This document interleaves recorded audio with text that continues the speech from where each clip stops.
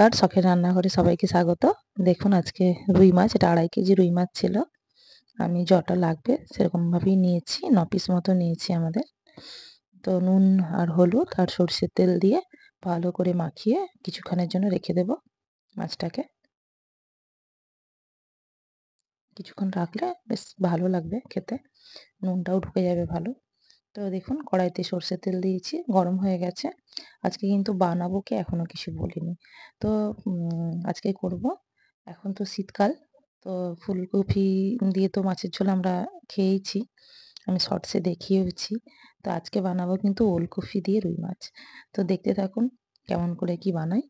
তো যথেষ্ট বড় আছে পিসগুলো, তাই 3 পিস করেই আমি দিচ্ছি, নাহলে ভেঙে যেতে পারে মাছগুলো।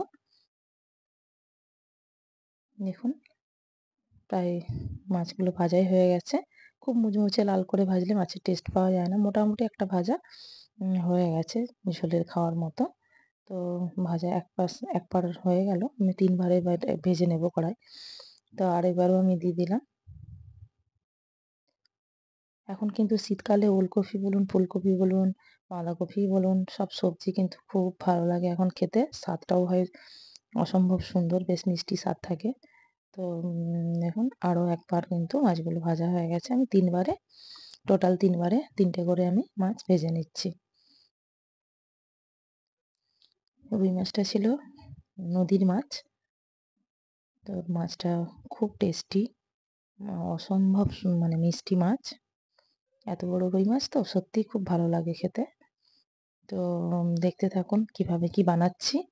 স্কিপ করবেন না, পুরো ভিডিওটা দেখবেন, তাহলেই বুঝতে পারবেন আমি কিভাবে বানালাম ওলকপি দিয়ে রুই। তো দেখুন এই মাছগুলো কিন্তু আমার কথা বলতে বলতে ভাজা হয়ে গেল। আমি ওলকপি আর আলু আমি লম্বা লম্বা করে দেখুন কিভাবে কেটেছি, লম্বা লম্বা করে কেটে নিয়েছি। একটু কিন্তু আমি ভাপিয়ে নিয়েছি প্রেসার কুকারে, হালকা ভাপিয়ে নিয়েছি, খুব গলে যাওয়ার মতো না। তো দেখুন কড়াইতে তেল ছিল, তাতে একটু হলুদ গুঁড়ি দিয়ে দিলাম, দিয়ে আমি প্রথমে ওলকপিগুলোকে ভেজে নেব। না সরি, আমি আলু দিয়েছি প্রথমে। তো আলুগুলো আমি ভেজে নিই, তারপরে ওলকপিগুলোকে ভেজে নেব লাল করে। এভাবে আমি ভেজে নিলাম আলুগুলো। তারপরে এবারে আলুটাকে আমি নামিয়ে এবারে ওলকপিগুলোকে আমি ভাজবো। দেখুন কিভাবে ভেজেছি, একটু লালচে করে ভাজলে বেশ খেতে ভালো লাগবে আলুগুলো, যেহেতু একটু ভাপিয়ে নিয়েছিলাম। আর দেখবেন ওলকপি কিন্তু একটু ভাপিয়ে রান্না করলে বেশ ভালো লাগে খেতে। তো ওলকপিটাও আমি দুটো এখানে বড় বড় সাইজের ওলকপি ইউজ করেছি। আপনাদের যতটা লাগবে সেভাবে দেবেন। এখন তো টাটকা ওলকপি খেতে খুব ভালো লাগবে খেতে। এভাবে ঝোল বানালে অসম্ভব সুন্দর লাগে খেতে। আমরা যদি এই শীতের সবজিতে মাছ দিয়ে এইভাবে যদি ওলকপির ঝোল যেভাবে আমি বানাচ্ছি এভাবে যদি বানিয়ে খান, অসম্ভব সুন্দর লাগবে খেতে। অবশ্যই কিন্তু আপনারা এভাবে বানিয়ে খাবেন, ওলকপি দিয়ে মাছের ঝোল করবেন। খুব ঝোল না রাখলেও চলবে। তো ওলকপিগুলোকেও আমি ভালো করে আমি ভেজে নিচ্ছি। দেখুন সেদ্ধ হয়ে গেছে কিন্তু ভেঙে যাচ্ছে না। এভাবেই আমি সেদ্ধটা করেছি। একেবারেই হালকা সেদ্ধ। আবার তো তেলে ভাজা হচ্ছে, তখন আরেকবার মানে সেদ্ধটা হয়ে যাচ্ছে। সবগুলো ওলকপি আমার কিন্তু ভাজা হয়ে গেল। আমি তুলে নিলাম। এবারের জন্য আমি ঝোলের জন্য মশলা এবারে আমি রেডি করে রেখেছি। সেটা দিয়ে এবারে কিন্তু আমি রেডি করব। ভাজাটা দেখুন হয়ে গেছে সুন্দর। ওলকপি আর আলু ভাজা হয়ে গেছে। এবারে কড়াইতে একটু তেল দিলাম। তেল আমার গরম হয়ে গেছে, ফোড়নে দিলাম সর্ষের তেল দিয়েছিলাম। তো গরম হয়ে যাওয়ার পরে দিয়ে দিলাম ফোড়নে তেজপাতা আর শুকনো লঙ্কা। ফোড়ন আমার রেডি। এবারে দিয়ে দেবো কেটে রাখা পেঁয়াজ। প্রথমে রসুনটা ভেজে নেব, তারপরে দেবো পেঁয়াজ। রসুনটা যেহেতু আমি এখানে গ্রেট করেছি, তার জন্য আমি আগে ভেজে নিচ্ছি।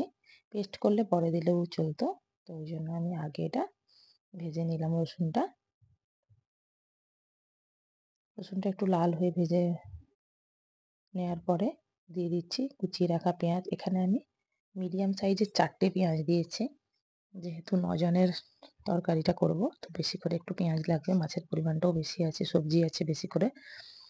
তো এইভাবেই আমি দিয়েছি, আপনারা সেভাবে মাপ বুঝে দেবেন। পেঁয়াজটা আমার ভালো করে একটু লাল করে বেশ দেখুন ভাজা হয়ে গেছে।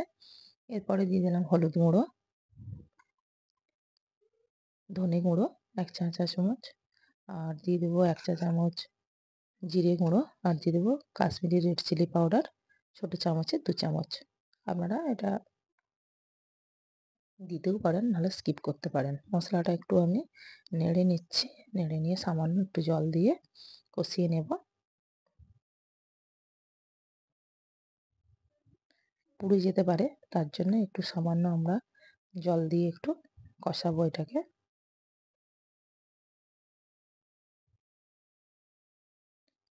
একটু আমি সামান্য জল দিয়ে দিলাম। গরম গরম ভাতে এরকম যদি রুই মাছ দিয়ে ওলকপির ঝোল থাকে, তাহলে আর মানে কিছুই লাগবে না, ওই এক তরকারি দিয়েই কিন্তু ভাত খাওয়া হয়ে যাবে। মশলা আমার কিন্তু দেখুন কষানোটা হয়ে গেছে। এরপরে আমি দিয়ে দেবো আদা বাটা। আদা আমি এখনো দিইনি। মশলাটা কিন্তু আমার রেডি হয়ে গেছে।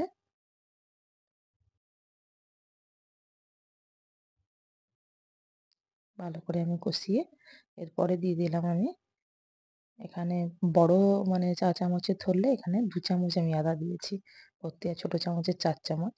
তো এটা বড় চামচের ২ চামচ ভর্তি আদা আমি দিলাম, বেটে রাখা আদা। ওইটা দিয়েও একটু আমি ভালো করে কষিয়ে নেব।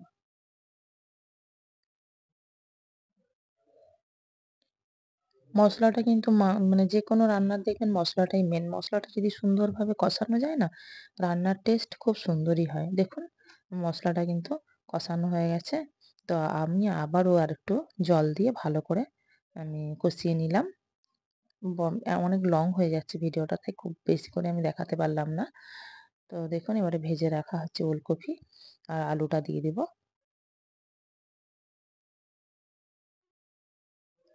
দেখেই বোঝা যাচ্ছে যে মানে কতটা সুন্দর হবে রান্নাটা, দেখলেই আপনারা বুঝতে পারবেন কতটা টেস্ট হচ্ছে রান্নাটার।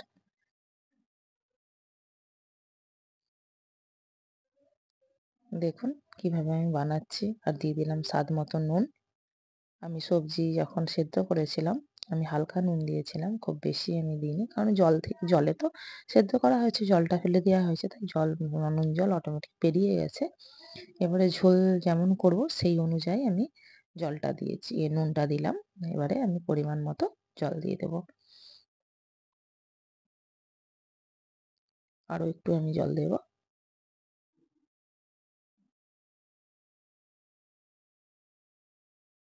ঝোলটা এবারে ফোটার অপেক্ষা। ভালোভাবে ঝোলটা ফুটে গেলেই এবারে দিয়ে দেবো ভেজে রাখা মাছ। দিয়ে দিচ্ছি আমি ভেজে রাখা মাছগুলো সব এক এক করে।